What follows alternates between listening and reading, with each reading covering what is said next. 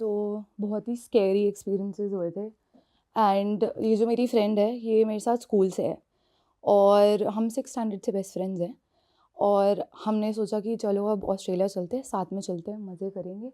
और जब हम वहाँ पे गए, पढ़ने के लिए गए थे, घूमने के लिए? नहीं पढ़ने के लिए गए थे, पढ़ने के लिए गए थे, वहीं पे पढ़ते पढ़ते मज़े करेंगे। हाँ। और जब हम वहाँ पे पहुँचे तो उसके साथ ना बहुत ही ज़्यादा वियर्ड चीज़ होने क्या लगी। एक थोड़ा वो बताओ कि कहाँ पे एग्जैक्टली ऑस्ट्रेलिया का कौन सा एरिया था, कहाँ ऑस्ट्रेलिया पे में थे? मेलबर्न गए थे हम, 2016 में गए थे एंड ईयर एंड में गए थे। तो ईयर एंड इज़ बेसिकली नवंबर दिसंबर वाला, तो तब तो वो वाला तो टाइम वहाँ पे होता है ना। ऑस्ट्रेलिया में समर्स होती है? हाँ, ऑस्ट्रेलिया में समर्स होती है तब, और वहाँ पे क्रिसमस होता है, तो उनका क्रिसमस भी गर्म वाला क्रिसमस होता है, नो स्नो।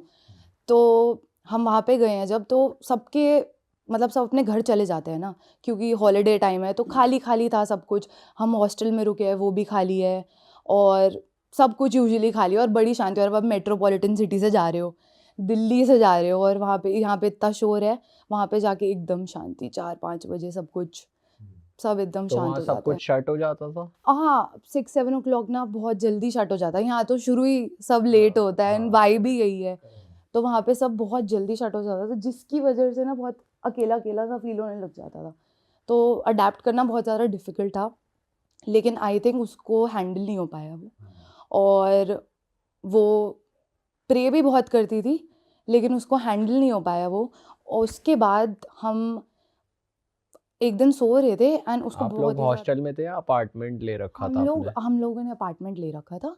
और वो हम सो ही रहे थे, अलग रूम था, लेकिन हम सो अलग अलग रूम में सो रहे थे। और वो एकदम से आई मेरे पास बोल के कि मेरे को बहुत ही ज़्यादा गंदा सपना आया है।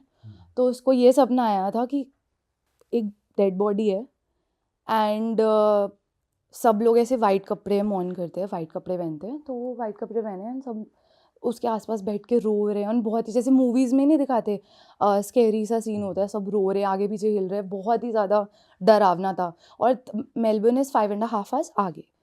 तो इंडिया में तब अराउंड 4 o'clock हो रहे होंगे जब सपना आया था। तो घर पे कॉल किया उसने कि सब ठीक है घर पे, उसको लगा कुछ घर पे हो गया उसके। उसको कहा कि सब ठीक है घर पे, मैंने बोला हाँ सब ठीक है। तो उसके बाद वो सो गई। और जब वो सो गई उसके बाद अराउंड 4-5 आवर्स लेटर उसकी मम्मा का कॉल आता है कि बेटा क्या हो गया था सुबह एकदम से। तो बोला कुछ नहीं, मुझे बस डरावना सा सपना आया था, किसी की डेड बॉडी वगैरह दिख रही थी और ऐसा लग रहा था कि कुछ हो गया है घर में, और बहुत ही ज़्यादा स्कैरी लग रहा था। तो मेरे को लगा कि आपको लोगों को कुछ हो गया है। एंड उसकी मम्मी ने बोला नहीं हमें तो कुछ नहीं हुआ है, लेकिन हमारे घर के जो नीचे रहती हैं शी हैज़ पास्ड अवे। ओह अच्छा। या एंड हम दोनों की हालत बहुत ज़्यादा बुरी हो गई कि हाउ इज़ इट पॉसिबल कि ये दिख रहा है, क्योंकि ऐसे आज से पहले उसके साथ नहीं हुआ था ये। तो वो बहुत ज़्यादा डरावना हो गया था इंसिडेंट। और ऐसा भी नहीं कि वो उन आंटी से बहुत ज़्यादा क्लोज थी जिनकी डेथ हो गई या कुछ हुआ, वो बस दिखा है समहाउ। एंड उस दिन के बाद से उसको बहुत ज़्यादा विजन्स दिखने लग गए थे, इतने ज़्यादा विजन्स दिखने लगे कि क्लोज लोगों के साथ अगर कुछ हो रहा है, उसके साथ अगर कुछ होने वाला है तो उसको पता चल तो ये जाता है। वैसे अब जब से अपार्टमेंट में शिफ्ट हुए तुम कितने दिनों से होने लग गया था, मतलब कितने डेज हो गए थे रहते हुए कि vision strong? Probably 2 months, but I don't think उस अपार्टमेंट से कनेक्शन था। It was just that she had turned 18। तो ऐसा मैंने स्पिरिचुअली बहुत ज़्यादा पढ़ा है कि जब कुछ आपकी सर्टेन एज आ जाती है, आपको कोई गिफ्ट्स मिलने होते हैं जो आप पास्ट लाइफ से कैरी कर रहे होते हो, वो आपको आ जाते हैं somehow, they just God does his magic या जो भी होता है। तो ऐसे हुआ है एंड वो जैसे ही 18 टर्न हुई तो उसको दिखने लग गई थी चीज़ें। ऐसा कुछ कंट्रोल नहीं कर सकती थी वो कि उसको क्या दिख रहा है क्या नहीं दिख रहा है, बस दिखता था। और ये सोते सोते ही होता था या कभी भी विजन्स आ जाते थे? सोते सोते होता था। और आफ्टर अ सर्टेन पॉइंट, मैं आगे बताऊंगी आपको, आफ्टर अ सर्टेन पॉइंट ऐसे होने लग गया था कि उसको फील होने लग गया था कि मेरे साइड में कोई है, और माइंड में इमेजेस आने लग गई थी। ठीक है, तो आगे चलते हैं। तो ये हुआ एंड जैसे मैंने बताया कि उसको सब सब नहीं बट मोस्टली पता चलने लग गया था कि कुछ हो रहा है, कुछ होने वाला है। तो एक दिन उसे सपना आया कि उसकी फैमिली में कोई है, 3 लोग हैं जो हवन करा रहे हैं, और वो हवन करा रहे हैं, फुल ऐसे डार्क वाइब्स है उसकी, और पूजा हो रही है, तंत्र हो रहे हैं, स्कल्स पड़े हुए हैं, और ये सब उसको सपने में दिख रहा है। ठीक है, तो हमें तो ये लगता है ना कि सपना है, कोई हॉरर मूवी देख ली होगी, चल कोई नहीं। जब उसने मुझे आके बताया तो मैंने कहा कि नहीं नहीं ये हॉरर मूवी होगी। तो वो बहुत ज़्यादा रो रही थी कि नहीं ये बहुत ज़्यादा रियल फील हो रहा था मुझे, ये सपना नहीं है ऐसा। अब उसको इस पॉइंट तक इतने विजन्स आने लगे थे कि उसको डिफरेंशिएट होने लग गया कि क्या सच है क्या सपना है। तो ये उस टाइम के बाद ये सेकंड टाइम हुई है ये चीज कि उसको कुछ दिखा है। हाँ अभी रियलाइज नहीं ये- कर रही कि यार मुझे ना इंट्यूशंस आ जाते हैं या स्ट्रॉन्ग, अभी तक रियलाइज नहीं हुआ खुद को। नहीं नहीं बिल्कुल भी रियलाइज नहीं हुआ है, क्योंकि अपने को Second अंडर time ही हो एस्टिमेट रहा कर है ये। देते हैं हम कभी कभी कि नहीं यार हमें कैसे हो जाएगा। तो फिर जब उसको ये वाला जब सेकंड टाइम सपना आया तो इट फेल्ट वेरी रियल, और इतना ज़्यादा रियल हो रहा था कि ऐसा लग रहा था कि वो प्रेजेंट थी वहाँ पे, या उसके सामने हवन हो रहा है और मंत्र पढ़े जा रहे हैं, और फुल ब्लैक मैजिक वाली वाइब आ रही थी। तो जब ब्लैक मैजिक वाली उसने अपने घर पे कॉल किया उठ के, उन्होंने बोला कि मम्मा ऐसे ऐसे हो रहा है मैं क्या करूँ। तो उन्होंने बोला कि कुछ नहीं आप पूजा करो ठीक हो जाएगा। और ठीक है पूजा करने से सब ठीक हो जाता है, तो मैं पूजा करती हूँ। और पूजा करी, उसके बाद कुछ ठीक नहीं हुआ है, उसकी तबीयत और ख़राब होने लग गई। थोड़े टाइम बाद उसको दोबारा से सपना आया कि एक तो उसने सोचा कि शायद मैं इस साइड बेड के सो रही हूँ, मैं पोजीशन चेंज कर देती हूँ, ऐसा होता है ना कि मैं पोजीशन चेंज कर देती हूँ शायद इस साइड मुझे बुरा सपना नहीं आएगा। तो उसने जब पोजीशन चेंज करी अपनी सोने की, तो उसको उस रात पे सपना आया जैसे ये बेड है और ये डोर है, ठीक है। तो उस डोर से कोई ब्लैक एकदम कपड़ों में आ रहा है, नो फेस एट ऑल, कोई कपड़ों में आ रहा है, ब्लैक क्लोक, कोई फेस नहीं है उसका। और कमरे में जैसे वो वुडन गोल गोल टेबल्स नहीं होते हैं, वो वुडन गोल टेबल्स है बहुत सारे, उस पर बहुत सारी वुडू डॉल्स हैं, मतलब गिन भी नहीं सकते आप इतनी वुडू डॉल्स है। और ऑफरिंग्स नहीं होती, बाल सिंदूर चूड़ियाँ मिठाई जो आप सोच सकते हो, वो स्केरी से स्केरी चीज़ उस उन टेबल्स पे रखी हुई थी एज एन ऑफरिंग। एंड फिर ऐसा है कि वो सो रही है और अंदर आया और उसके पास आया कोई, और वो हिल भी नहीं पा रही है, और उसके ऊपर कुछ कुछ तो मंत्र करने लग गया। वो काली चीज। हाँ वो जो भी काली चीज़ थी, उसका कोई फेस नहीं था कुछ नहीं था, और वो पता चल रहा था उसको कि कुछ तो हो रहा है, क्या हो रहा है असली है बस इतना पता था, और ये सपना नहीं है। ये हुआ है, और उसके बाद फिर वो अगले दिन जब उठी है तो उसने ऑब्वियसली अपने घर पे बोला है। देन अगेन उसकी मम्मा ने आगे पूछा कि ये सब क्यों हो रहा है, ये घर से इतनी दूर है, मुझे नहीं समझ आ रहा कि मैं क्या करूँ। किससे पूछा उनकी मॉम ने? उनके गुरुजी थे, उनके गुरुजी थे, फैमिली गुरु हाँ जी हाँ जी फैमिली गुरुजी, उनसे पूछा कि मैं क्या करूँ। तो उन्होंने अब अपनी तरफ से प्रे किया, उन्होंने बोला कोई बात नहीं मैं प्रोटेक्ट कर रहा हूँ इसको, इसको कुछ नहीं होएगा। और अब जब कोई घर से इतना दूर होता है, एक तो आपको ऑलरेडी स्टडीज़ का इतना प्रेशर होता है, आपको काम भी करना होता है, आपको घर के भी काम करने होते हैं, तो it gets very very overwhelming. ऐसे ऊपर से आपके पास ऊपर कोई नेगेटिव चीज़ें हो रही हैं, तो आप तो कैसी मेंटल स्टेट में हो गए मैं इमेजिन भी नहीं कर सकती हूँ वो। तो वो बहुत ही ज़्यादा डिप्रेस एंड बात कम करने लग गई थी, किसी से सोशलाइज नहीं हो रही थी, खाना भी नहीं खा रही थी, कुछ नहीं कर रही थी वो, मतलब और वो रोती रहती थी, सुबह उठती थी क्लासेस में मिस हो रही थी, कुछ नहीं हो रहा था। तो उसके बाद जब गुरुजी से बात हुई एक दिन, वो प्रोटेक्टेड थी इतना हो गया था, लेकिन एक दिन आई थिंक थोड़े दिन छोड़ के उसको दोबारा से वो अपनी फ्रेंड से फेस टाइम कर रही थी किसी से, तो उसको सपना आया, सपना नहीं आया सॉरी, उसको आया ऐसा लग रहा था, फील होने लग गया था ना उसको फील है। एक फ्रेंच विंडो थी हमारे कमरे में, ठीक है, तो फ्रेंच विंडो होती है जिसमें आप बैठ भी सकते हो है ना, तो उसकी बहुत बड़ी विंडो होती है, तो उसके ब्लाइंड्स खुले हुए थे। तो ऐसा लगा कि कोई बाहर उसके कोई चीज़ है जो खड़ी हुई है, एक्चुअल दिख नहीं रही थी, बस कोई फील हो रहा था खड़ा, and that was half human half animal. और आपने इंडोनेशिया में देखा जैसे उनके मास्क होते हैं, उनके गॉड्स के जैसे मास्क होते हैं, इट्स वेरी, हमने देखा नहीं है पर हम यहाँ फोटो लगा हाँ देंगे फोटो ताकि- लगा देना, मतलब वो हमारे जैसे भगवान होते हैं ना वैसे नहीं होते, वो बड़े मेड अप से लगते हैं, बहुत ही स्कैरी से होते हैं। तो ऐसा लग रहा था कि वो वाला मास्क है, जीभ बहुत लंबी सी है, हाफ ह्यूमन हाफ एनिमल है, 4-5 हाथ पैर है, बहुत ही ज़्यादा ये प्रॉपर दिख रहा है उसको आप? उसको अपने दिमाग में दिख रहा है उस टाइम, और ऐसा नेगेटिव नेगेटिव फील हो रहा है। तो कह रही है कि मुझे डर लग रहा है, मुझे डर लग रहा है, उसने फ़ोन काट दिया, उसने बोला मुझे डर लग रहा है, अब मैं क्या करूँ। तो वो मेरे पास आई, तो मैंने कहा भाई पूजा कर अभी आप क्या कर सकते हो, भगवान को याद कर सकते हो। तो उसकी मम्मा ने ना उसे साईं बाबा की छोटी सी मूर्ति दी हुई थी, तो उसने बोला कि ठीक है, अगरबत्ती जलाई, जाके प्रे किया कि प्रोटेक्ट करो, पता नहीं क्या हो रहा है but whatever, give me the strength to deal with it.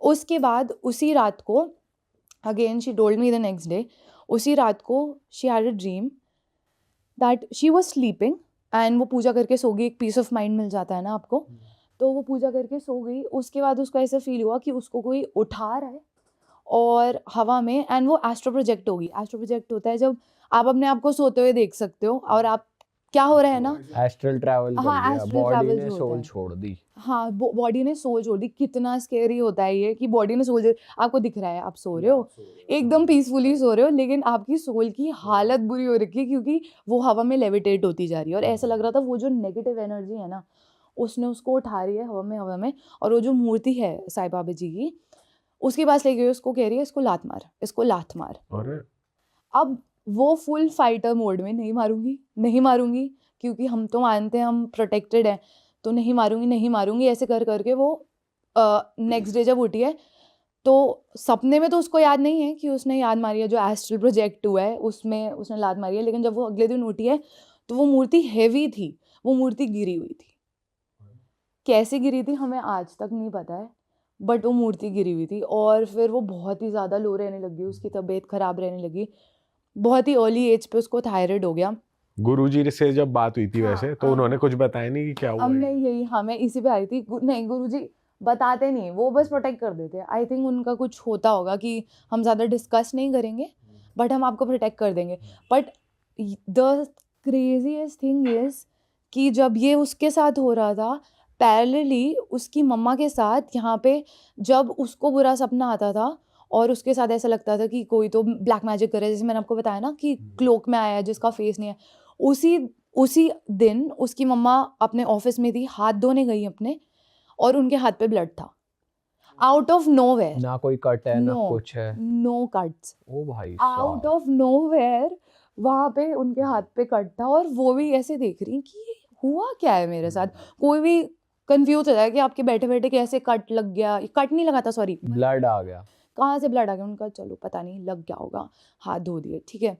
फिर उसके बाद जब उसको वाला सपना आया था जब एस्ट्रो प्रोजेक्ट कर रही थी वो, तो उस टाइम वो दोबारा से उसकी मम्मा घर पे थी अपने, कोई आसपास कोई नहीं है, कोई चीज़ नहीं है जिससे लग जाए।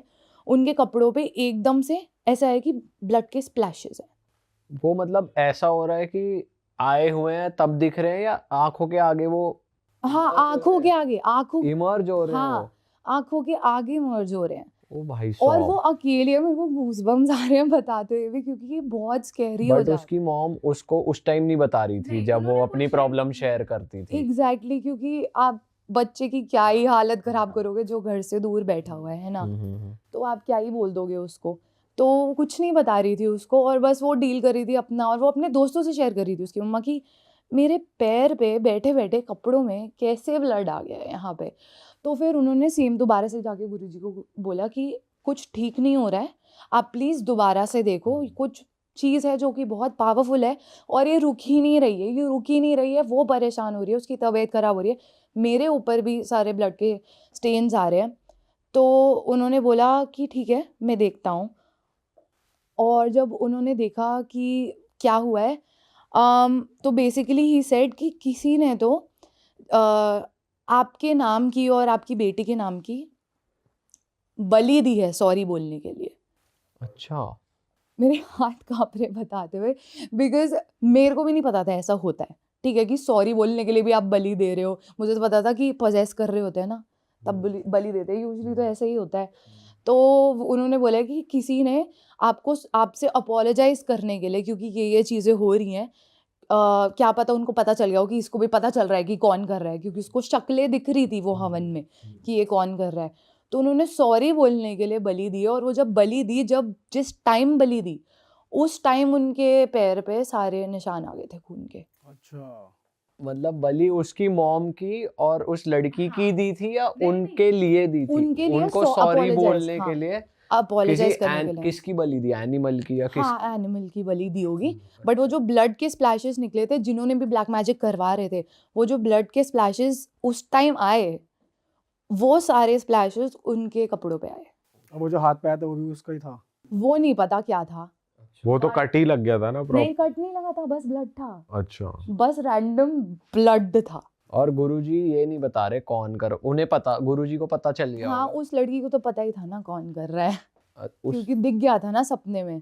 पर आप कह रहे थे कि शक्ल नहीं दिख रही नहीं थी। नहीं, वो उसकी नहीं दिखी थी शक्ल, जो ब्लैक मैजिक करने आया था वुडू डॉल्स के साथ ब्लैक क्लोक में। लेकिन जब सपना आया था ना कि हवन कर रहा है, वो उसी के वो घर। तंत्र का पूरा सेटअप है, तो वो उसके रिलेटिव्स थे। हाँ जी, रिलेटिव्स ही होते हैं ओके। मोस्टली रिलेटिव्स ही थे जिन्होंने करा है। और रिलेटिव्स को पता चल गया कि इनकी प्रोटेक्शन चालू है, तो अब इनको सॉरी बोल दो कि वरना भाई हमारा माफ हो कर जाएगा। दो, हमसे गलती हो गई है, बट ऐसी चीजों के लिए आप माफी कैसे दे सकते हो? जल्दी सुधर गए, ये तो अलग ही बात है वैसे। कोई नहीं सुधरे, उसके बाद भी चीजें होती रही ठीक है। है, कंटिन्यू करते हैं। मतलब लोग तो ऐसे करते हैं, बट वो जो बलि दी उसके बाद उनकी मम्मा के साथ, उनके साथ भी ऐसी इंट्यूशंस होती रहती थी। और आई थिंक वही चीज़ इसको कैरी फॉरवर्ड होगी थी आगे, बिकॉज जनरेशन्स में चीज़ें चलती है तो वो आगे भी चली जाती है। तो ये उसके साथ हुई थी। तो फिर वो बहुत ही ज़्यादा बीमार हो गई, मतलब मैंने जैसे बताया कि उसको थायराइड हो गया और वो बीमार रहने लगी, सोशलाइज नहीं, खाना नहीं खा रही थी, वेट लॉस बहुत ज़्यादा होने लग गया था आउट ऑफ नोवेयर। कितने किलो की हो गई थी? क्लोज टू 40, क्लोज टू 40 हो गया था, एंड दैट्स अनहेल्दी। ठीक है, पतला होना है बट इतना भी नहीं कि आप बीमारियां लग जाएं आपको, तो वो अनहेल्दी लेवल पे हो गई थी। तो हमने बोला कि ठीक है, अभी यहाँ पे रहना ठीक नहीं है, क्योंकि क्लासेस मिस हो रही थी, पढ़ाई नहीं हो रही, कुछ भी नहीं हो रहा है, we should go back. And फिर उसके बाद हम इंडिया वापस आ गए, हम दोनों ही। और हम जब इंडिया वापस आ गए उसके बाद तो इंट्यूशन बहुत ही ज़्यादा स्ट्रांग हो गई उसकी। मतलब ऐसा होता था कि उसके लव्ड वंस जो थे, उससे पहले मैं ये बताना चाहूँगी, क्योंकि इतनी सारी चीज़ें हो रही थी उसके साथ, तो she was like okay, I need to do something कि मैं प्रोटेक्टेड रहूँ। उसे खुद रियलाइज होने लगा। हाँ, बिकॉज उसकी फैमिली ना ऑलरेडी स्पिरिचुअल थी, कि वो प्रे करते थे, मेडिटेट करते थे। तो बचपन से ही आपने पूजा पाठ देखा होता, तो आपको पता होता है यार आपको इसी राह पे जाना है, पता होता है आपको इविल एंड गुड का। तो वो उसने बोला कि ठीक है, मेरे कुछ कोर्सेज करे उसने, फिर मेडिटेशन के। आपके पॉडकास्ट पे भी लोग आए हैं जो एंजल हीलिंग के बारे में बात करते हैं और रेकी के बारे में बात करते हैं। तो इस सब के कोर्सेज करे उसने, चक्रा हीलिंग, कि अपने आप को प्रोटेक्टेड रखे और अपने लव्ड वंस को, बिकॉज आप में स्टार्टिंग में इतनी पावर होती है कि आप लोगों को तो क्या हील करोगे, खुद को ही आप प्रोटेक्टेड रखो। तो जब ये वाले कोर्सेज करे, वो खुद उसकी ऑरा बहुत स्ट्रांग हो गई है उसके बाद से उसको जो बैड ड्रीम्स होते थे, ऐसा होता था कि कभी कभी लगता था कि उसके बेड के साइड में कोई खड़ा हुआ है और उसको लिटरली लेके जाना चाह रहा है अपने साथ। वही सेम वो दिखता था जो उसे कुछ दिखा भी था। होता था तो इंडिया आने के बाद तो बंद हो गया था ये, या इंडिया? नहीं, ये होता था बट वो प्रोटेक्टेड थी, अब बस ये डिफरेंस था।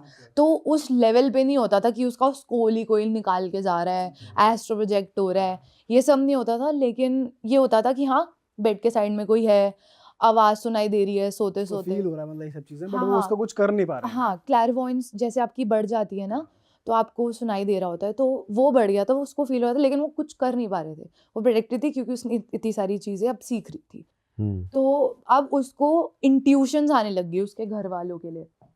जैसे उसके बहुत ही क्लोज फ्रेंड था एक, एंड उनके जो बाबा थे, ठीक है, तो उसको एक दिन सपना आया, ठीक है, और ये सब सपनों में ही होता था, जगते जगते नहीं होता। उसको एक दिन सपना आया कि उस टाइम जून चल रहा था, तो उसको सपना आया कि वो व्हील चेयर पे हैं, उन्होंने ग्रे स्वेटर पहना हुआ है, वाइट कुर्ता पहना हुआ है और ब्राउन शॉल डाली हुई है, और वो व्हील चेयर पे और वो घर आ रहे हैं, ठीक है। उस टाइम ही वॉज फाइन, तो वो उनसे भी बहुत ज़्यादा क्लोज थी, इसीलिए उसको ये सपना आया। तो उसने कॉल करके बोला कि मुझे ऐसे ऐसे सपना आया है, please take care of him, because sweater पहने है तो क्लियरली सर्दी का टाइम होगा। बट ये विजन आया जून में, तो इतने मंथ्स पहले आ गया था। अब ये विजन है कि इतना स्टॉप हो गया कि कुछ तो गड़बड़ होने वाली है, अब देख लो आप, ठीक है। आगे नहीं पता चल रहा था। तो और व्हाट हैपेंड वाज कि दिसंबर में ही उनको he got really sick and he got admitted to the hospital and now he is no more, now he is no more sadly. But जब वो घर आए थे हॉस्पिटल से, बीच में वो घर भी आए थे, तो उन्होंने सेम कपड़े पहने हुए थे जो सपने में देखा था, एकदम सेम। तो उसको बेसिकली वही विजन आया था कि वो हॉस्पिटल से वापस आए और वो व्हील चेयर पे थे। अरे बाप रे। तो ऐसे ऐसे विजन्स दिखने लग गए उसको। और विजन दिखे हैं जिसमें उसके बहुत ही क्लोज में उसके मौसा जी थे, जिनको कैंसर था, और जिनको कैंसर था तो वो कोविड का टाइम था इस टाइम, तो वो मिलने नहीं जा पा रही थी। तो उसने एकदम से अपनी मम्मा को बोला कि अब बस मेरे को लेके जाओ। एक दिन वो जिद करने लगी कि मुझे लेके जाओ, लेके जाओ, लेके जाओ। तो ठीक है, लेके जाते हैं, को पासेस वगैरह बनाए, उसकी मम्मा डॉक्टर है, तो उन्होंने पासेस वगैरह बनाया, किसी तरह घर से निकालो। अरे फर्स्ट वेव थी कोविड की, तो आपको पता ही है कितना स्कैरी सीन हो रखा था। और फिर उसको लेके गई, उसने 3 दिन बताए हैं उधर, ठीक है, कि मौसी जी वो काफ़ी क्लोज थे, फादर फिगर की तरह। 3 डेज़ बाद she came back home and ऐसा हो रहा था कि नोएडा में है, तो हम हॉस्पिटल लेके जाते हैं उनको, वो वाले हॉस्पिटल, क्योंकि जिस हॉस्पिटल में प्रेजेंटली उनकी केयर हो रही है वो अच्छी नहीं हो रही है। तो वो वापस आ गई 3 दिन स्पेंड करके, और उसके बाद सुबह के 4 बजे जिस दिन वो वापस आई, उस दिन उसकी मम्मा ने सुबह बताया दैट ही इज़ नो मोर। मतलब ऐसा हो रहा था कि कट टू कट हो रहा था, उसको पता चल रहा था कि कुछ तो गड़बड़ हो रही है। 3 दिन बचे, 3 दिन स्पेंड किए and he is no more now. तो और उसके बाद उसके घर पे गए, उनके घर पे गए, सॉरी, मौसी जी के घर पे गए वो, और उनको भी कोविड हो गया, मतलब जो मेरी दोस्त थी उसको भी कोविड हो गया, तो वो क्वारंटीन हो गया। एंड वहाँ पे सबको क्वारंटीन में, आप बाहर भी नहीं निकल सके, तब तो 14-15 डेज़ का क्वारंटीन होता था। तो हम जैसे ही वहाँ पे थे, हम लोग रिचुअल्स कर रहे थे जैसे ही, तो उसको उसी रात को सपना आया कि जो उसके मौसा जी है, he is fighting basically with the God. Like you have to believe me for my word now, कि वर्ड टू वर्ड उसने यही बताया कि उसको सपना आया that he is fighting with Yamraj बोलो, गॉड बोलो, एक गोल्डन सा गेट दिखा है उसको, ही इज़ फाइटिंग कि जो मेरा भाई है, उनके जो एक छोटे भाई थे, he was very very sick, मतलब वो अपने आप को खड़ा भी नहीं रख पाते थे, वो बहुत सिक थे। तो मेरा जो भाई है, मुझे मेरे साथ चाहिए, मेरे साथ चाहिए, एंड ही वॉज फाइटिंग कि मेरा भाई मुझे साथ चाहिए, he is not fit to stay on earth any more. मतलब स्ट्रेट अप उसको यही सुनाई दे रहा था, और ऐसे होता रहा। एंड फिर उसके बाद उसको विजन आया 22 जून दिखा उसको, ठीक है, ठीक है, दिखा। और उसके बाद एंड 22 जून को उनके जो छोटे भाई थे, ही पास्ड हुए, ही जस्ट पास्ड हुए, एंड ही, तो ये उनको जो दिखा कोविड था। उसको, ये जो विजन दिखे हैं कि वो ऊपर लड़ रहे हैं, मतलब गॉड से लड़ रहे हैं, तो ये उसने कन्वे किया फैमिली में, किसी और को बताया? हाँ बताया हाँ था? हाँ, उसने बताया, क्योंकि एक तो ना आप किसी को ना बताओ ना, सोचेंगे कि क्या बोल रही है, पागल है। और आप ना कोविड के टाइम पे, जब ऑलरेडी आपके घर में एक डेथ हो रखी है, आप नहीं बोल सकते हो ये बात, आपको ना मुंह से निकालने में बड़ा अजीब लगेगा।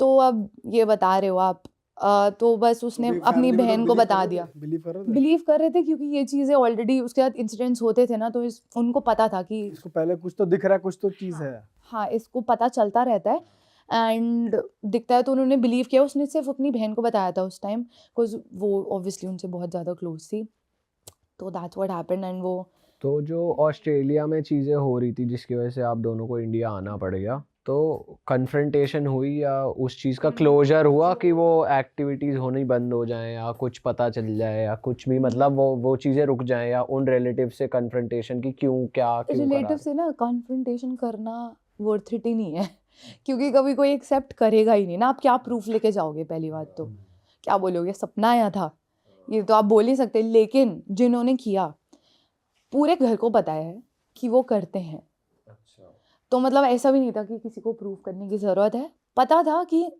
करते हैं ये। बट आपकी फ्रेंड की फैमिली ने ये मेक श्योर करा कि अपना अपना प्रोटेक्शन करो, बस वो तो जो कर रहे हैं उनका कुछ नहीं कर बिकॉज आप किसी के कर्म अपने सर पे नहीं ले सकते हो, कोई बुरा कर रहा है ना, वो उसके ऊपर है। उनके साथ भी हुआ था कुछ गलत, जैसे वो कर रहे थे साइमल्टेनियसली उनके साथ भी कुछ हुआ हो? उनकी लाइफ कभी स्टेबल चली नहीं है, क्योंकि कोई किसी के साथ जब बुरा करता है ना, तो कभी उसके साथ वो घूम के ही आता है, हमेशा आता है। तो उनकी लाइफ में हमेशा अप्स एंड डाउन्स रहे हैं, आपस में घर में लड़ाइयाँ रही हैं, बहुत ज़्यादा डिस्कम्फर्ट रहा है, बहुत ही ज़्यादा रहा है। एक पॉइंट के बाद ना उनकी फैमिली ने, जो मेरी फ्रेंड की फैमिली है, उन्होंने कट ऑफ कर दिया उस फैमिली से। कोई ऑब्वियसली आप ऐसे लोगों के साथ नहीं रहना चाहोगे, तो मतलब अपने घर में बुलाना बंद कर दिया, ऐसे कर दिया कि नहीं, जस्ट लाइक दूर रहो, दूर से ही हाय हेलो करो बस। एंड एक और चीज़ हुई थी, if it's okay I can tell, उसका बहुत गंदा एक्सीडेंट हुआ। आपकी फ्रेंड का? हाँ जी, उसका जब ये इंडिया वापस आ गई, उसका बहुत गंदा एक्सीडेंट हुआ है। और क्या हुआ था एक्सीडेंट में? हाँ, मैं बताती हूँ। हमने ना पढ़ा है, हम दोनों ही बहुत स्पिरिचुअल है, तो हमने ये पढ़ा है कि आपको ना लाइफ में, पूरी आपकी लाइफ जितनी भी लाइफ स्पैन है, उसमें आपको 5 एग्जिट पॉइंट्स मिलते हैं। अच्छा। ठीक है, ये बहुत ही ज़्यादा माइंड ब्लोइंग था मेरे लिए भी। तो 5 एग्ज़िट पॉइंट्स मिलते हैं आपको एट डिफरेंट स्टेजेस ऑफ ये कहाँ पढ़ लिया? Just in books bridge. हम्म। तो एंड पॉडकास्ट में भी मैंने सुना है, like if you Google about it आपको पता चलेगा कि आपको आपके लाइफ स्पैन में 5 एग्ज़िट पॉइंट्स मिलेंगे, डिपेंडिंग आप 20 ईयर्स पे हो, 40 पे, 35 पे, कभी भी। और ये आपको पता नहीं होता, आपकी सोल को पता होता है, ठीक है। तो शी बिलीव्स कि वो जो एक्सीडेंट था वो उसका एक एग्ज़िट पॉइंट था, ठीक है। अब आप ये प्रिडिक्ट नहीं कर सकते हो कि आपका अभी नेक्स्ट मोमेंट एग्जिट पॉइंट आने वाला है। तो वो कारी में है, चला रहे हैं गाड़ी, वो बैठी हुई थी पीछे, गाड़ी चल रही है एंड एकदम से उसका एक्सीडेंट हो जाता है। एंड उस एक्सीडेंट होने से 5 नहीं, नॉट इवन 5, लाइक 2 मिनट्स पहले she is calling up her mom and saying मम्मा, मतलब फ़ोन नहीं उठाया उन्होंने, तो all she was calling to tell was मम्मा I love you and I miss you. कौन करता है ये? जब आप लोग बाहर अपने दोस्तों के साथ हो, कौन आई love you I miss you बोलने के लिए अपनी मम्मा को फ़ोन करेगा? तो उन्होंने फ़ोन नहीं उठाया, तो उसने ना टेक्स्ट डाल दिया, आई love you I miss you. और जैसे ही वो टेक्स्ट गया ना, उसके 5 सेकंड्स या 10 सेकंड्स के अंदर एक्सीडेंट हो गया। और I am still in shock कि ये हुआ। एंड वो इतना गंदा एक्सीडेंट हुआ कि वो कार ख़त्म है, ठीक है, उसके खुद के हाथ पे फ्रैक्चर है, उसके मुंह पे पूरे शीशे टूट के निशान, मुंह छिल चुका है। उस टाइम एक्सीडेंट आपका सर भिड़ता है, चक्कर आता है, मतलब it's a very very bad accident, और दूसरी गाड़ी से लगी है। तो मतलब वो बची कैसे नहीं पता। आई थिंक कुछ और लोग सब बचे, सब बच गए? गाड़ी में थे, हाँ बच गए, सब बच गए, बट कैसे बचे नहीं पता, बिकॉज गाड़ी ख़त्म थी, गाड़ी ख़त्म थी। एंड आई थिंक ये प्रोटेक्शन का ही वो होता है, जो आप इतना प्रे करते हो, और आपके लव वंस की प्रेयर का ही होता है कि आप प्रोटेक्टेड रहते हो। नहीं तो वो डेफिनेटली एक एग्जिट पॉइंट था, क्योंकि एग्जिट पॉइंट में एक ये चीज़ भी होती है कि जब आपने घर से निकल रहे होते हो ना, आप फुल होते हो कि यार आज तो मैं अच्छे से तैयार होके जाऊँगा, आज तो मैं परफ्यूम लगाता हूँ, नए कपड़े पहनता हूँ, मतलब होता है ना कुछ ऐसे। ऐसा सुना है। हाँ हाँ हाँ। तो कुछ फुल्ली आप ऐसे कोई नई लाइफ के लिए जैसे जा रहे होते हो ना, तो वैसे हो जाता है। एंड वो फुल रेडी होके गई हुई थी, ऐसे पता नहीं कहीं जा रही है, नॉर्मल एक कॉन्सर्ट में जा रहे थे, तो ऐसा कुछ था नहीं एक्स्ट्रा रेडी होने वाला। तो हाँ, उसका अभी क्या स्टेट है वैसे आपकी दोस्त का? अब वो अभी कुछ चीज़ें होती हैं उनके साथ, इंडिशंस आते हैं अब भी? इंड्यूशंस तो उस टाइम के बाद बंद ही नहीं हुए हैं। अब I think it's a life long thing. उन्होंने वैसे पता किया है कि ऐसा क्यों हो रहा है? मतलब ठीक है, आपने बोला पहले से आई है, गिफ्टेड है, बट वैसे टेक्निकली किसी से पूछा उन्होंने कि ऐसा क्यों हो रहा है? उन्होंने जिससे गुरुजी से पूछा, तो उन्होंने यही बोला है कि गिफ्ट है। उसकी मम्मा मानती है कर्स है, क्योंकि उसकी मम्मा को भी दिखता है, तो कहती है मुझे नहीं देखना है, लेकिन उस मेरी फ्रेंड को जब दिखता है तो she is like it's a blessing. मेरे माइंड में एक क्वेश्चन आ रहा है, इससे पहले हम आगे बढ़े। आपने ऑफ द कैमरा एक शब्द बोला था, सच्चा अघोरी। तो what is the difference between Aghori या फिर झूठा अघोरी, या अघोरी जो आपने बोला सच्चा अघोरी, क्या होते हैं वो? बहुत ही सुंदर प्रश्न है, क्योंकि आज की तारीख में हम ये डिफ्रेंशिएट नहीं कर पाते कि वास्तव में सन्यासी, वास्तव में अघोरी, संत, योगी, महात्मा कौन होता है, और जो कमर्शियल योगी महात्मा होता है वो कौन होता है। तो एक सबसे बड़ा लक्षण, सबसे बड़ा आप कह सकते हैं कि रूपक यही होता है कि जो कोई वास्तव में अघोरी रहता है, जिनके पास सीधा ईश्वर के साथ एक अनुसंधान करने की शक्ति होती है, सिद्धि होती है, वो उतना ज़्यादा जनता के बीच में, लोगों के बीच में नहीं आते। उनका जो एक स्थान रहता है वो बहुत ही ज़्यादा गुप्त जगहों पे रहता है। उनका ये नहीं रहता कि वो बाहर आके अपनी सिद्धियों का, अपनी शक्तियों का प्रदर्शन करें।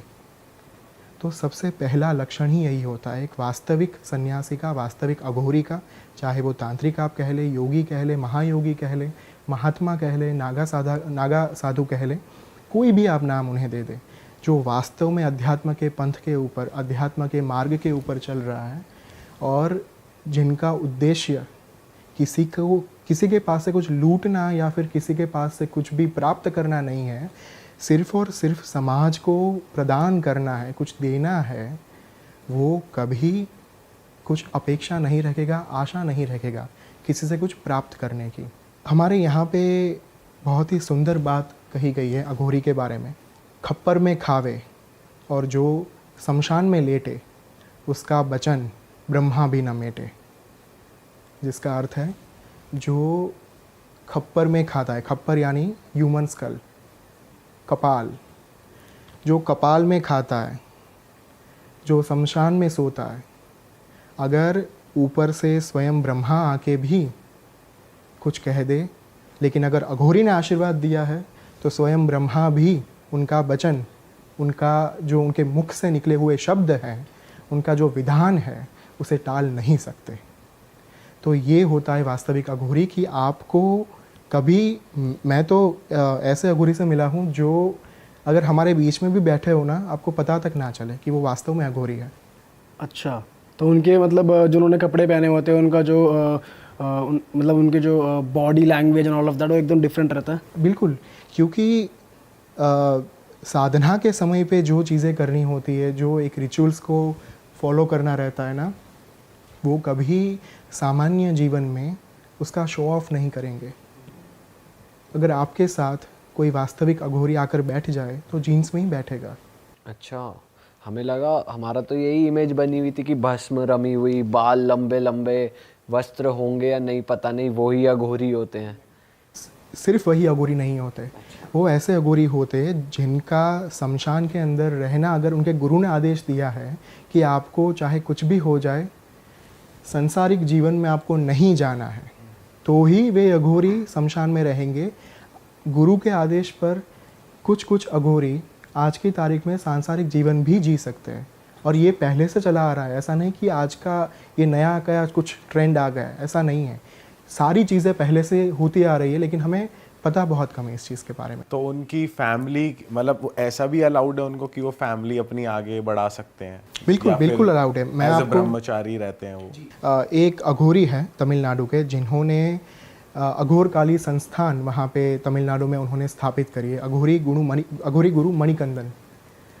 उनके गुरु ने आदेश दिया था कि आपको कुछ साधनाएं में आगे बढ़ने के लिए, प्राप्त करने के लिए, सिद्धियां प्राप्त करने के लिए और ईश्वरत्व को प्राप्त करने के लिए आपको शादी करनी पड़ेगी, विवाह करना पड़ेगा।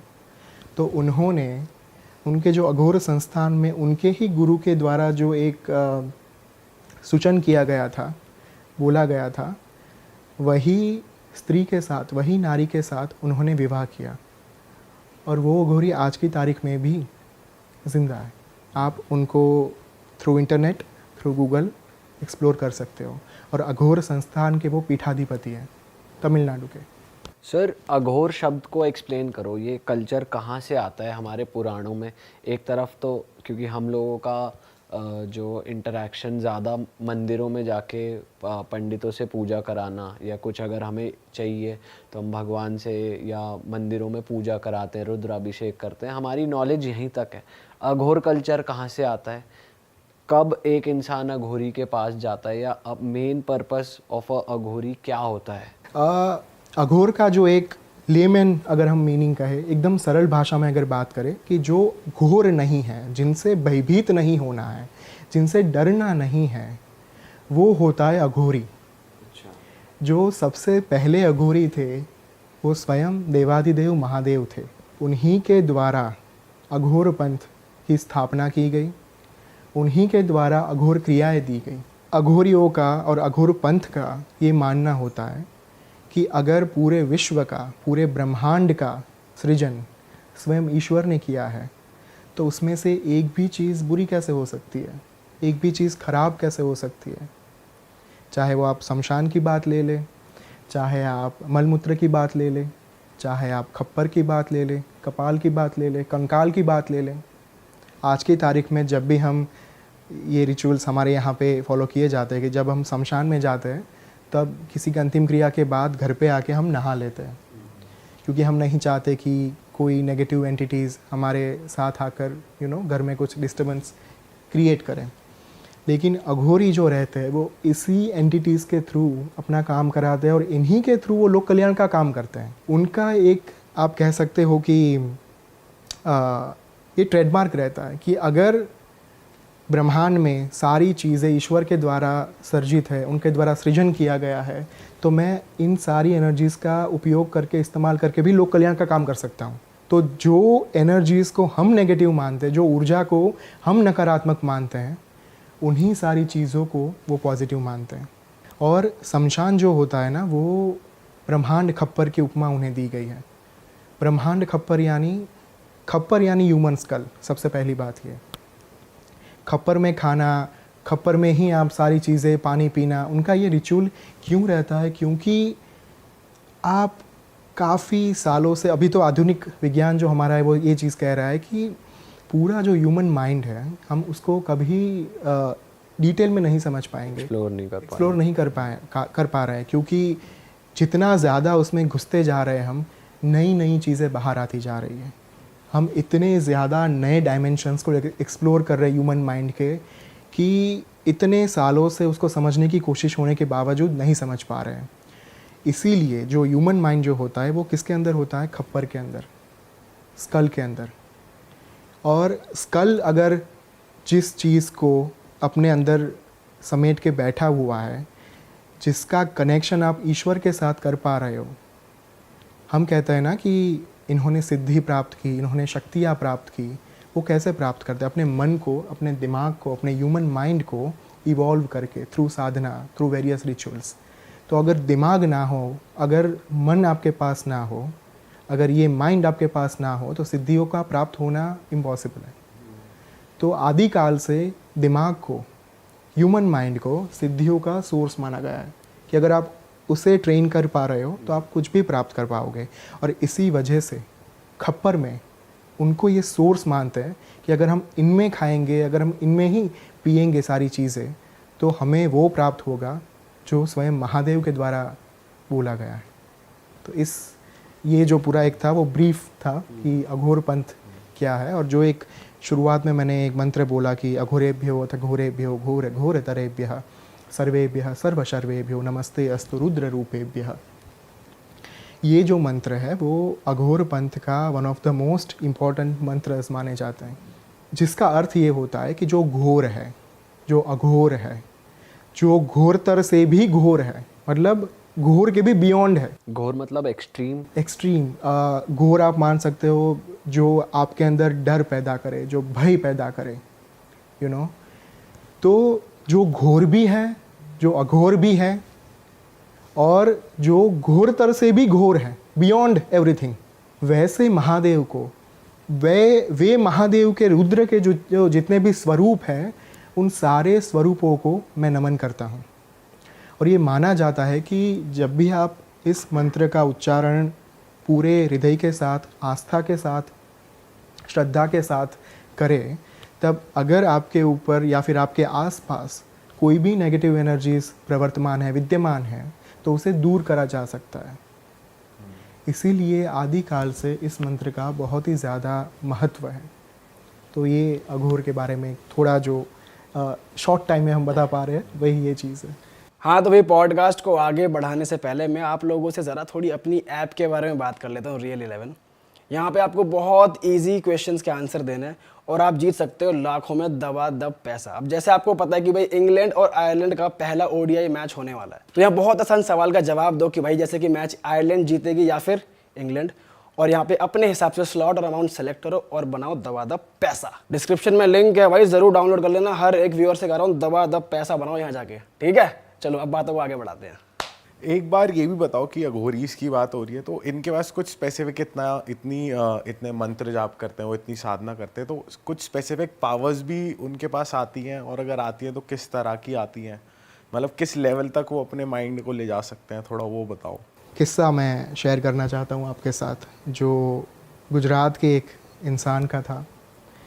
उनका नाम था मोहनलाल अग्रवाल, और गुजरात में ही मैं पला बड़ा, और उन्हीं के साथ, उन्हीं के ज्ञान की कृपा से आज मैं ये चीज़ आपको बता पा रहा हूँ। वो एक ऐसे अघोरी के संपर्क में आए थे जिन्होंने अघोर क्रियाओं के थ्रू अपना प्रतिशोध लिया था। मूल घटना ये थी, प्रतिशोध मतलब बदला, रिवेंज।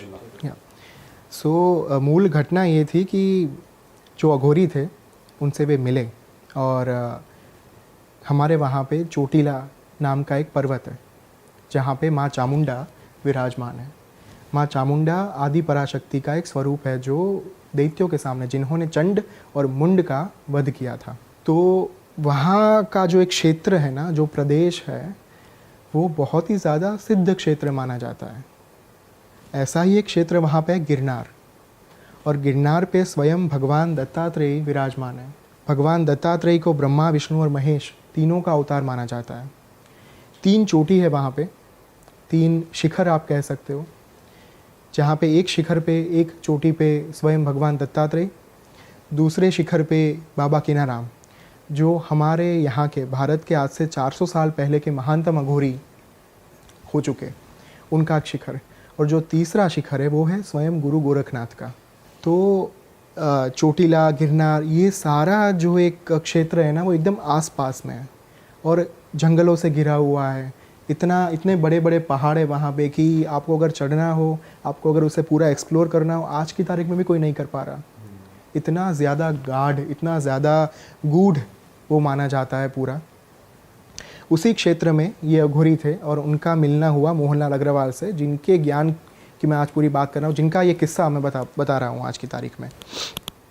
और उनका नाम था बाबा प्रयाग भारती। वो पहले अघोर क्रिया करते थे, बाद में वो नागा साधु बने। तो मोहनलाल अग्रवाल जब प्रयाग भारती को मिले, बापू प्रयाग भारती को, तब उन्होंने ये अपना पूरा पूर्वाश्रम बताया। आपको जानकर ये आश्चर्य होगा कि ये जो प्रयाग भारती बापू थे, नागा संत, वो अपने पूर्वाश्रम में यानी कि दीक्षा लेने से पहले एक एडवोकेट थे, वकील थे। वो अपना एक केस लड़ रहे थे, बहुत ही ज़्यादा हाई प्रोफाइल केस था उत्तर प्रदेश का। ही वॉज फ्रॉम प्रयागराज, जो उस समय पे, यानी मैं बात कर रहा हूँ आज से 7 डिकेड पहले की। उस समय पे इलाहाबाद उसका नाम था, राइट। इलाहाबाद से वो थे और वहीं पे अपनी प्रैक्टिस कर रहे थे लॉ की। वो जिस पार्टी के खिलाफ केस लड़ रहे थे, वो बहुत ही ज़्यादा इन्फ्लुएंशियल पार्टी थी और इनके खिलाफ ये अपने, जिनका नाम था वेद प्रकाश शर्मा, जो बाद में प्रयाग भारती बने, लेकिन पूर्वाश्रम का नाम, दीक्षा के पहले का नाम था उनका वेद प्रकाश शर्मा। जब ये केस वो अपना जीत रहे थे, उस वक्त पे उनकी जो नेगेटिव पार्टी थी, सामने वाली पार्टी थी, उनको लगा कि अगर अभी कुछ नहीं किया गया ना, तो हम लोग ये केस हार जाएंगे। तो वेद प्रकाश को मेंटली डिस्टर्ब करने के लिए, उनको हानि पहुंचाने के लिए, सामने वाली पार्टी ने वेद प्रकाश जी की वाइफ का बलात्कार किया, उनका रेप किया, 4 लोगों ने मिलकर। और बहुत ही ज़्यादा इन्फ्लुएंशियल लोग थे। उनकी पत्नी का जिस तरीके से, जिस हैवानियत के साथ रेप किया गया ना, वो मैं यहाँ पे बता तक नहीं सकता। इस घटना के थोड़े ही दिनों में उनकी पत्नी ने सुसाइड कर लिया और 2 बच्चे थे उनके। वेद प्रकाश जी को लगा कि शायद मैं लीगली जीत पाऊँगा। उन्होंने कोर्ट में जाकर सारी चीज़ें लड़ने की कोशिश की, लेकिन कुछ सिचुएशंस की वजह से, और जैसे आज की तारीख में भी कुछ इन्फ्लुएंसर लोग पैसे के माध्यम से, ऐसी चीज़ों के माध्यम से जीत जाता है केस, वैसे ही उस समय के इलाहाबाद में ये लोग जीत गए। वेद प्रकाश के अंदर प्रतिशोध की अग्नि, रिवेंज का जो भाव था, बदले का भाव था, वो इतना प्रबल था, इतना ज़्यादा इंटेंस था कि उन्हें कुछ भी करके बदला चाहिए था। उन्होंने ये तरीका अपनाया कि मैं तंत्र विद्या का उस माध्यम के ज़रिए मैं बदला लूँगा। उनके एक पहचानने वाले थे, कामाक्षी, मतलब कामाख्या मंदिर जो है आसाम गुवाहाटी में, वहाँ पे उनके एक पहचानने वाले रहते थे जो तंत्र क्रिया करते थे। वे उनके पास गए, वेद प्रकाश शर्मा, और कहा कि मुझे तंत्र सिखाओ, मुझे उग्र विद्याएं सीखनी है जिनके माध्यम से मैं प्रतिशोध ले पाऊँ। उन्होंने कहा कि मेरे गुरु हैं, आप उनके पास जाइए, नीलांचल पर्वत में, यानी कि कामाख्या के आसपास एक क्षेत्र में उनके गुरु रहते थे।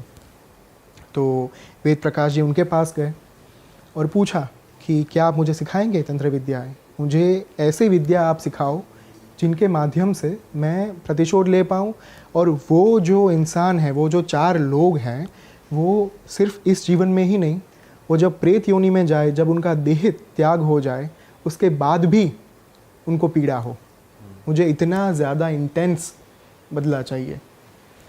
तो उन्होंने पूछा कि आप श्योर हो कि आपको ये करना है, क्योंकि आप जिस मार्ग के ऊपर जा रहे हो वहाँ से कोई कमबैक नहीं है, फिर आप वापस नहीं आ पाओगे। एक बार अगर आपने चलना शुरू कर दिया तो बात ख़त्म। उन्होंने कहा कि चाहे कुछ भी हो जाए, मुझे चलना है, आप मुझे सिखाओ।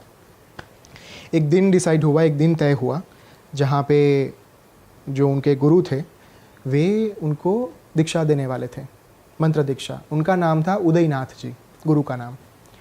और शमशान में जब वो गए तब वो जो शमशान था ना वो इतना ज़्यादा, वहाँ पे कोई चिता नहीं जलती थी, तो शमशान की जो एक पहचान होती है ना वो काफ़ी समय से लुप्त हो चुकी थी वहाँ पे।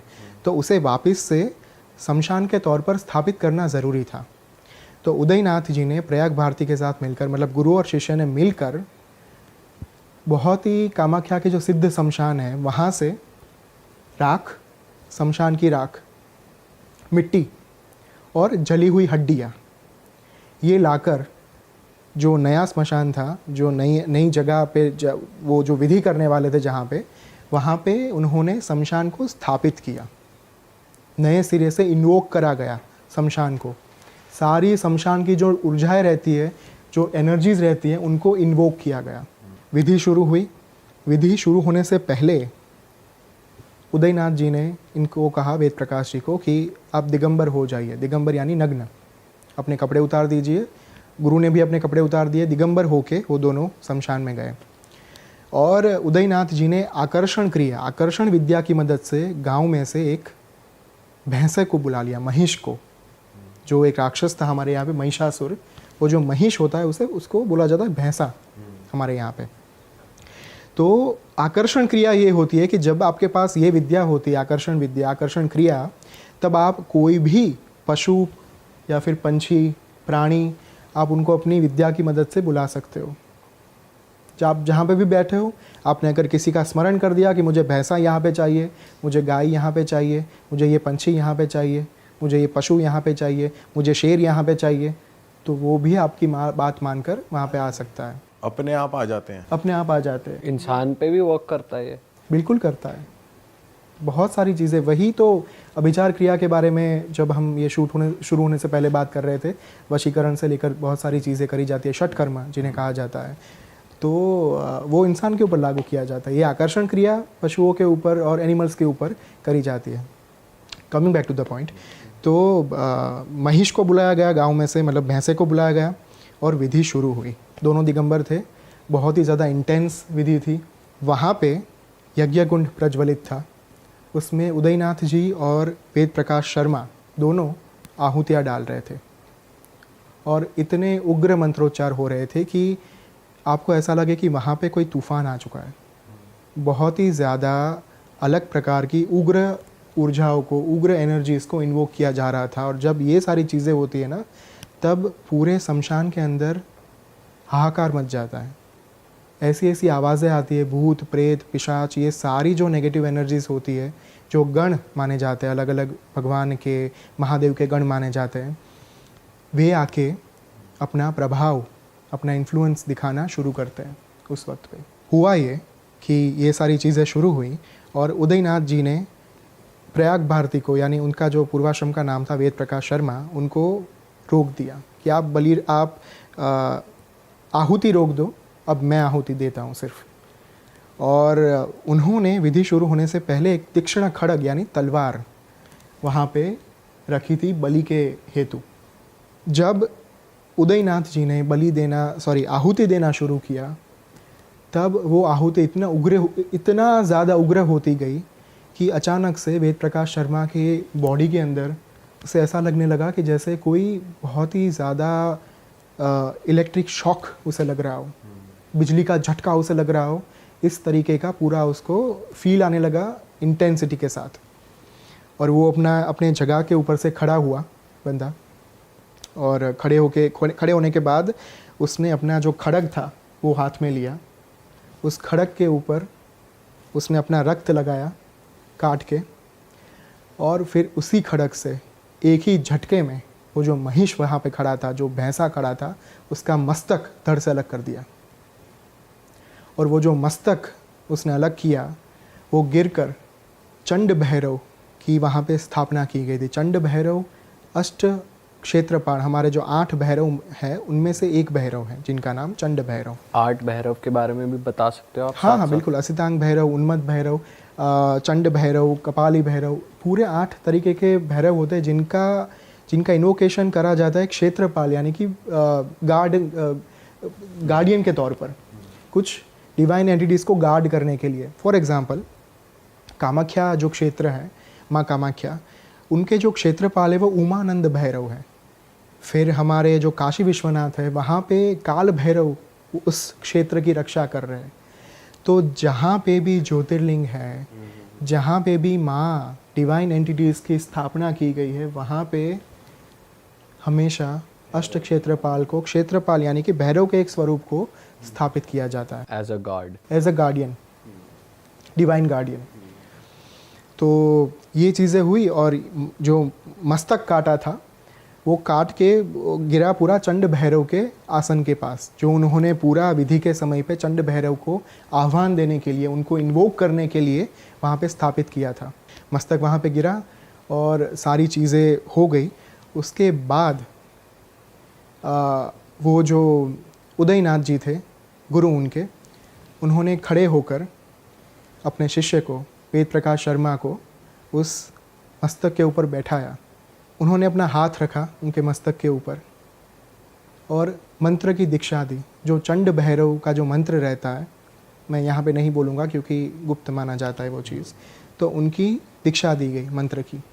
और ये कहा गया कि आपको अगले 3 महीने तक चंड भैरव की साधना करनी है, तीव्र तंत्र साधना, उग्र तंत्र साधना।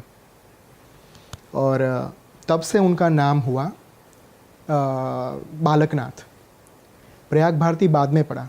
जो उदयनाथ ने तो जो दीक्षा दी, वो दीक्षा देने के बाद उनका जो नाम दिया गया वो था बालकनाथ जी। और ये नाम का भी बहुत ही एक डीप मीनिंग रहता है। कोई भी गुरु अपने शिष्य को ऐसे ही नाम नहीं दे देता। उनके जो ग्रह नक्षत्र रहते हैं, उनके जो जन्म के नक्षत्र रहते हैं, उनकी जो कुंडली होती है, उनका एक अकड़म चक्र रहता है जिसके ऊपर से पूरा नाम और कौन सी साधना आपके लिए फलीभूत होंगी, कौन सी सिद्धियां आपको प्राप्त हो सकती है, कौन से मंत्र का जाप करने से, ये चीज़ों का ज्ञान आपको एक पूरा गुरु उसका एक इवोल्यूशन करता है। और वो जब वो एक आप कह सकते हैं कि वो जांच ख़त्म हो जाए, उसके बाद गुरु तय करता है कि इसको कौन सा नाम दिया जाए। तो उदयनाथ जी ने उनको नाम दिया बालकनाथ। अब वेद प्रकाश शर्मा बन चुके हैं बालकनाथ। ठीक है, उनको बोला गया कि चंड भैरव की साधना शुरू करो। पूरी विधि विधान के साथ पूरा बताया गया। थोड़े ही दिनों में उन्होंने चंड भैरव की साधना शुरू की। वो साधना के दौरान 10 दिन तक सभी चीज़ें सही चली, एकदम ठीक चली। 10 दिन तक कोई प्रॉब्लम नहीं आ रही थी, कुछ नहीं था। अचानक से 11वां दिन के बाद उनका स्पाइन दुखना शुरू हो चुका था। वो बैठ नहीं पा रहे थे, कुछ नहीं कर पा रहे थे, लेकिन फिर भी उन्होंने अपनी साधना रोकी नहीं। जैसे जैसे दिन आगे बढ़ते गए वैसे वैसे साधना उग्र होती जा रही थी, तीव्र होती जा रही थी। और एक समय ऐसा आया जब शमशान के अंदर बहुत सारे भूत प्रेत पिशाच, उनका हाहाकार बढ़ने लगा। जब वो रात में साधना करते थे उस वक्त पे उनको आवाज़ें सुनाई देती थी, बिजलियाँ कड़कने लगती थी। और उन्होंने ये बात जब अपने गुरु को बताई, उदयनाथ जी को, तब उन्होंने कहा कि अब वक्त आ चुका है चंड भैरव के प्रागट्य का। आप कल तैयार रहना, चंड भैरव को आप नैवेद्य देना होगा आपको। नैवेद्य देने के बाद क्या क्या करना है ये मैं आपको बता रहा हूँ, अभी ध्यान से सुनिएगा। अगर इसमें कोई भी चूक हुई, कोई भी गलती हुई तो प्राण का खतरा हो सकता है, जान का खतरा हो सकता है। जो दिन आया, रात, जो पूरी साधना वास्तव में जब चंड भैरव प्रकट होने वाले थे जिस दिन पे, अचानक से बालकनाथ जी समाधि में चले गए।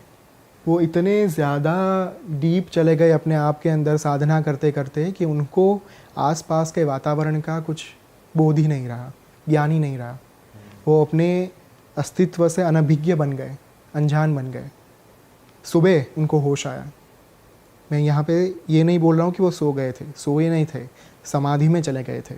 सुबह वो जब समाधि में से बाहर आए तब उनको बहुत पछतावा हुआ कि मेरे पास सिर्फ एक मौका था मेरा बदला लेने का और मैं वो भी चूक गया। बिलक बिलक कर रोने लगे। उदयनाथ जी, उनके गुरु, शमशान में आए और देख लिया उन्होंने, पता चल गया कि ये पूरी विधि जो थी वो निष्फल साबित हुई है। उन्होंने कहा, उदयनाथ जी ने कहा कि कोई बात नहीं, मैं समझ सकता हूँ कि ये चीज़ें होती है आपके साथ। अगर आप चाहते हो तो आपके बदले मैं उनसे प्रतिशोध ले लेता हूँ, मैं ही उनको ख़त्म कर डालता हूँ। और ये चीज़ बालकनाथ के स्वमान के ऊपर असर कर गई, उनके ईगो को लग गई। उन्होंने कहा कि अब चाहे कुछ भी हो जाए गुरुजी, अब करूँगा तो मैं अपना बदला स्वयं लूँगा। आज रात या तो मेरी जान जाएगी या मैं चंड भैरव को सिद्ध करूँगा। गुरु ने बोला तथास्तु। फिर से रात आई और चीज़ें शुरू हुई, साधना शुरू हुई। गुरु ने क्रियाएं बोली थी कि जब बाबा प्रकट हो उस समय पे क्या क्या चीज़ें करनी है, कैसे करनी है, उनको नैवेद्य भोग के साथ धराना है पूरा। ये चीज़ें हुई। अब बीच रात मतलब मध्य रात्रि तक सारी चीज़ें चली और अचानक से जो भैंसे का मस्तक था जिसके ऊपर ये सारी क्रियाएं करी जा रही थी, उसमें से धुआं निकलने लगा। चंड भैरव के प्रागट्य का समय आ चुका था और धीरे धीरे धीरे जैसे मंत्र जाप आगे बढ़ते गए, थोड़ी ही क्षणों में भैरव प्रकट हो गए। चंड भैरव उग्र स्वरूप, एक हाथ में खड़ग, दूसरे हाथ में कपाल खप्पर। और कोई सामान्य इंसान, कोई व्यक्ति उन्हें देखे तो देखते ही मर जाए, इतना तीव्र, उग्र और विकराल भयावह स्वरूप था उनका। क्योंकि 3 प्रकार की साधनाएं होती है, सात्विक, राजसिक और तामसिक। काफ़ी लोग अपनी प्रकृति के अनुसार साधना का चयन करते हैं। तंत्र में जैसे दक्षिणाचार तंत्र, वामाचार तंत्र होते हैं, वैसे ही साधनाएं भी अलग अलग प्रकार की करी जाती हैं। तो उसमें से आपकी जो प्रकृति, आपके गुरु को पता लगती है कि ये प्रकृति के इंसान को इस प्रकार की साधना कर सकते हैं। काफ़ी लोग जब मैं ये बातें करता हूँ तब बुरा मान जाते हैं कि आप भगवान को ऐसे क्यों पोर्ट्रे कर रहे हो, भगवान तो वात्सल्यपूर्ण होते हैं, ममतापूर्ण होते हैं, वो कभी अपने बच्चे को डराते नहीं हैं, वो माता पिता के स्थान पर होते हैं। लेकिन हमें ये समझना चाहिए कि जब हम उग्र स्वरूप की बात कर रहे हैं तब उग्र स्वरूप वात्सल्यपूर्ण नहीं है, वो तामसिक ही होंगे, क्योंकि आपने साधना तामसिक तरीके से ही की है। तो ये पॉसिबल ही नहीं है कि आप तामसिक स्वरूप से ये एक्सपेक्ट कर पाओ कि ये आकर मेरा सिर पुचकारेंगे। पॉसिबल ही नहीं है ये चीज़। अगर आप सात्विक साधना कर रहे हो तो आपको वैसा फल मिलेगा, अगर आप तामसिक साधना कर रहे हो तो आपके सामने वैसी ही एंटिटी प्रकट होंगी, चाहे आप कुछ कर लो। चंड भैरव का प्रागट्य हुआ और उन्होंने अपने एक हाथ में अपना हाथ काट कर उसमें लविंग रख दिया। उनके गुरु ने बोला था कि जब वे स्वयं चंड भैरव आपका रक्तपान करें वो भोग के साथ, तभी आपको मांगना है उनसे वरदान। तो भगवान ने भोग ग्रहण किया, उनके रक्त से भीगा हुआ जो सिनेमन था वो उन्होंने ग्रहण कर लिया, खा लिया, रक्तपान कर लिया। और इसके बाद उन्होंने पूछा, मांग पुत्र क्या चाहिए। मैं प्रसन्न हुआ। गुरु ने आदेश दिया था कि जब तक चंड भैरव 3 बार आपसे ना पूछे तब तक वरदान नहीं मांगना है। चंड भैरव ने पूछा, उन्होंने आंसर नहीं दिया। बालकनाथ जी ने, वो अपना मंत्र जप करते रहे। 3 बार जब उनको पूछा गया तब जाकर बालकनाथ जी ने कहा कि मैं ये चाहता हूँ कि आगे से जब भी मैं आपका आह्वान करूँ, जब भी मैं आपको बुलाऊँ, तब आप यहाँ पे प्रकट हो जाना मेरे समक्ष। और बाबा ने तथास्तु कहकर उनका वो अंतर्ध्यान हो गए, अदृश्य हो गए।